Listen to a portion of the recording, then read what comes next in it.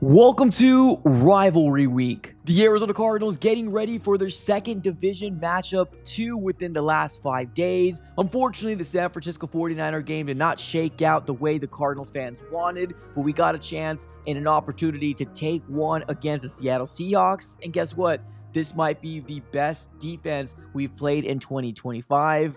Let's go and dive right into it and let's preview Cardinals versus Seahawks. Let's get started.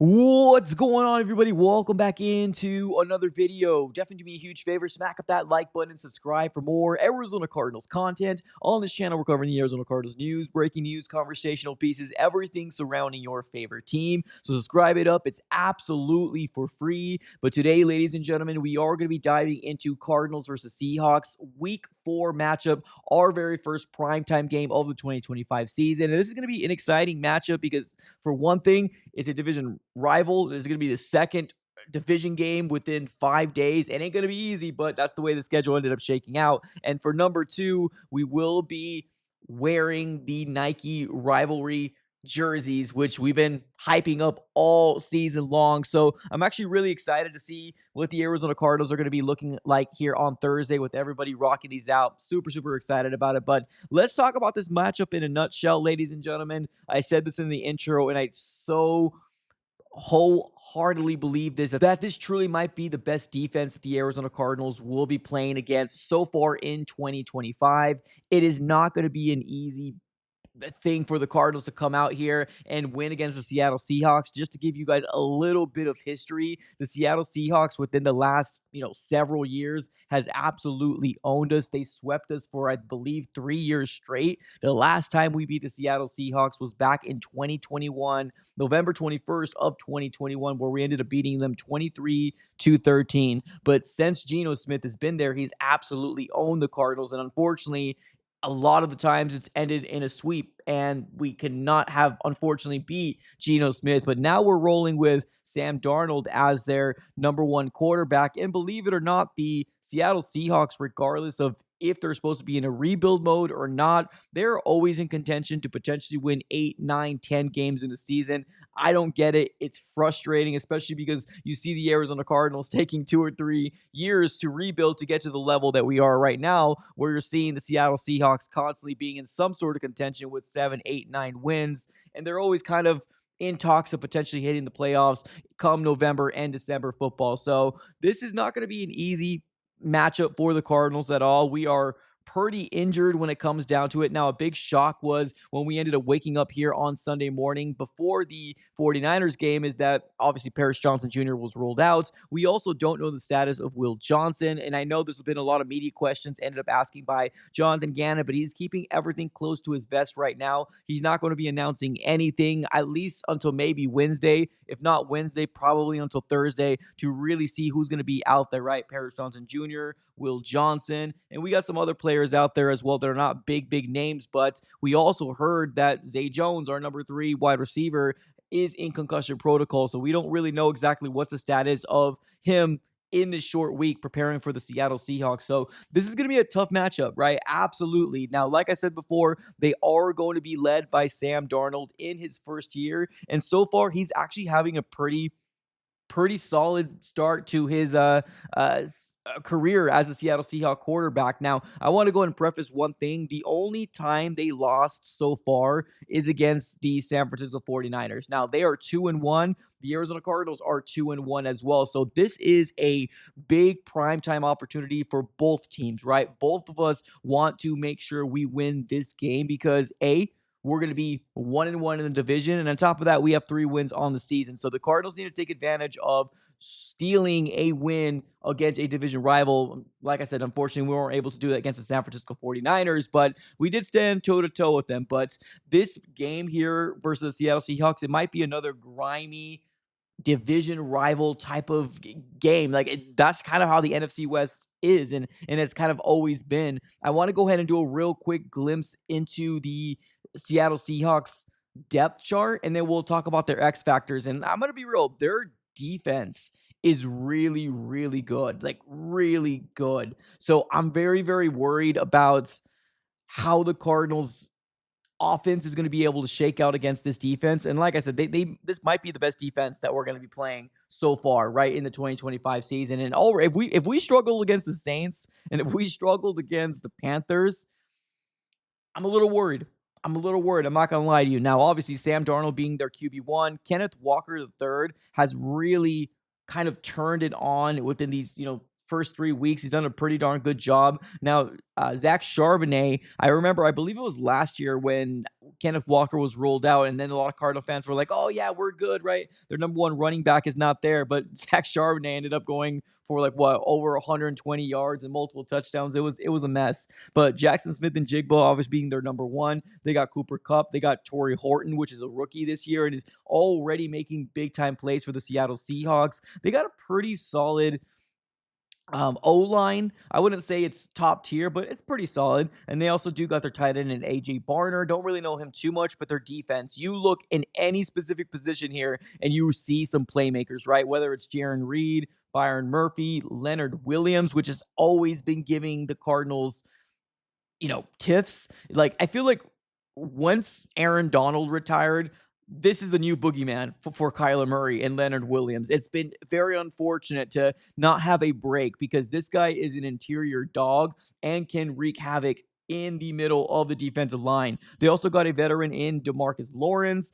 Ernest Jones, does anybody remember that interception that baited Kyler Murray last year? Was absolutely nuts. But their cornerback situation right now is going to be very fascinating to see if Devon Witherspoon ends up going, Julian Love, if they end up going, right, there's a couple people here that are kind of questionable right now. So last thing we heard is that they were limited in practice, and I'm talking about Julian Love as well as Devon Witherspoon. So we're going to have to kind of really figure out what happens there, and are they going to be available here come Thursday? Now, let me give a real quick shout out here to the sponsors of the AZ Sports Fan here on YouTube.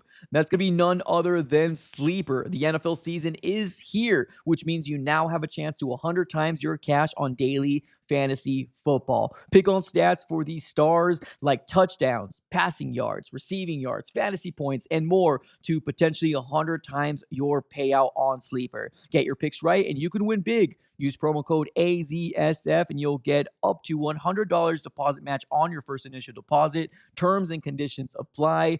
Everything will be in the description below. Shout out to Sleeper, proud sponsors of the AZ Sports Fan throughout the entirety of the 2025 season. But let's continue this conversation and let's dive into who these X factors are going to be for the Seattle Seahawks heading into week 4, Thursday Night Football. And this is the list that I ended up compiling here. Now, like I said, if you look at the defensive side of the ball, they got a plethora of players to really look out for, right? And I mean a plethora of them. But I ended up breaking it down to these top 5 players that I really want to talk about here. Obviously, Sam Darnold going into his year 1 already has 663 yards under his belt, 4 touchdowns, 2 interceptions, got a QBR rating of 61.1. He is moving the ball down very, very efficiently. And, for what it's worth, the interceptions, is it a problem? I mean, right now he's got 4 touchdowns to 2 interceptions. I wouldn't say it's a problem, but we have heard the stigma of Sam Darnold being a turnover machine. But let's be real. When he was in the Vikings, he was playing like a top 10, top 12 quarterback. And that's one thing that the Seattle Seahawks is really hanging their hat on, is that he's going to be able to revive what he ended up doing in the Vikings. And so far, he has not looked bad, right? But I have him as my number 2 X factor on here. My number 1 X factor that I feel like you really got to look out for is going to be none other than their number 1 wide receiver in Jackson Smith and Jigba. Already 22 receptions, 323 yards, 1 touchdown, and averages about 14.7 yards a catch. This guy is going to be a headache for the Arizona Cardinals, specifically because our cornerbacks right now are kind of up in the air. Shout out to Denzel Burke and shout out to Keitrell Clark, but they're not our number 1 corners, right? Hopefully, Will Johnson is able to come back, so it kind of gives us a little bit of a sigh of relief. But this guy's going to be able to be used on the outside in the slot. They move him around so he is able to get the ball in his hands. And this guy is an absolute playmaker. I really do like Jackson Smith and Jigba. I just hope that he didn't play for the Seattle Seahawks, but this is a very, very good playmaker for their offensive side of the ball. And honestly, Cooper Kupp being their number 2, he's actually been pretty solid as well. Already has 136 yards throughout 3 weeks. And they got a rookie over there in Torrey Horton as well, which has 64 yards and 2 touchdowns. So definitely nothing to sleep on. Obviously, these are really good playmakers for the Seattle Seahawks. And now we're moving over to the defensive side of the ball. We got defensive lineman Leonard Williams. Like I said before, this feels like the now current boogeyman for Kyler Murray, because it was Aaron Donald with the Rams, and now it kind of seemed like the torch has been passed over to Leonard Williams. He's been wreaking havoc on the Cardinals for feels like years now, but he's always a playmaker. He's always going to be somehow causing, destruction up the middle of the field. So definitely a player to look out for. So far, the stats in terms of like the stats that we're seeing here on ESPN doesn't really match the production that he can potentially cause. And one thing is that our offensive line has not been very good when it comes down to, the run blocking, right? Pass blocking, we've been pretty solid in, but talk about a guy that could potentially stop the run, especially when you don't have a James Conner anymore for the remaining of the 2025 season. But definitely look out here for Leonard Williams. It's a fantastic player for their defensive line. And I want to move over to the next guy here and talking about linebacker Ernest Jones, the fourth. This guy is another playmaker, already has 1 interception under his belt, 14 solo tackles. He was a former Los Angeles Ram, and when he was, I believe, released or traded, I don't remember, but he was a Ram, and he ended up going over to the Seattle Seahawks, and he's been nothing but a playmaker over there, like a very fantastic linebacker. And like I said before, he baited Kyler Murray into throwing a pick where looked like he was going one way and completely contorted his body to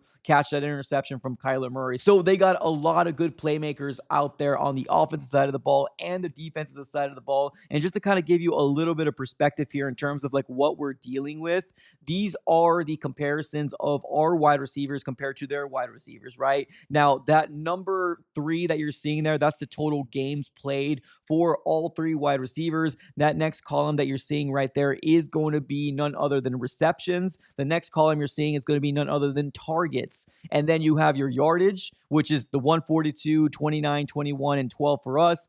323, 136, and 64 for them. And then you got the average per catch, and then you got the touchdowns at the very end. So you can tell looking at the yardage, right, which is the highlighted box right there, the numbers are astounding, right? The number 1 wide receiver in Jackson Smith-Njigba, 323 yards, is nowhere near close what the Arizona Cardinals have been doing on the offensive side of the ball. The offense has been very, very sluggish, and I don't know how they're going to look like against this defense. They got a lot of talent on the defensive side of the ball, so I'm so curious to figure out if the Cardinals offense is going to be able to step up, because we truly need them to do that. This might be another NFC West division grimy game where it probably is going to end up like 19-16, something like that. And I feel like if the Arizona Cardinals want to win this game, they're going to have to follow suit in that type of ugly, dirty, every point matters, right? So when it comes down to the field goals, if you can make it, make sure you get every single field goal available.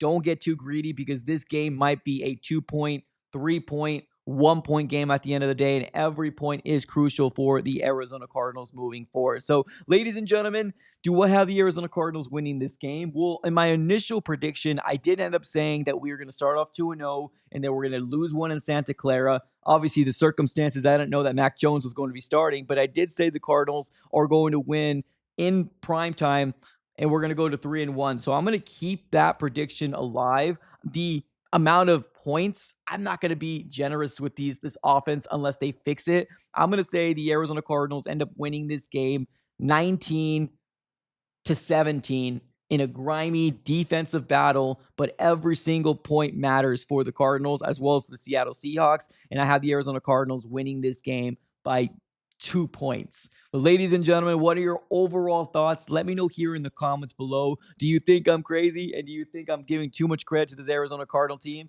Let me know in the comments below. One thing I will say is that the Arizona Cardinals defense has shown up when given the opportunity. It's just the offense is the biggest unknown right now. So let's see what happens here this coming Thursday. Let me know in the comments below. What is your predictions? Appreciate you all for tuning in. Have a great rest of your day. And as always, go Cardinals.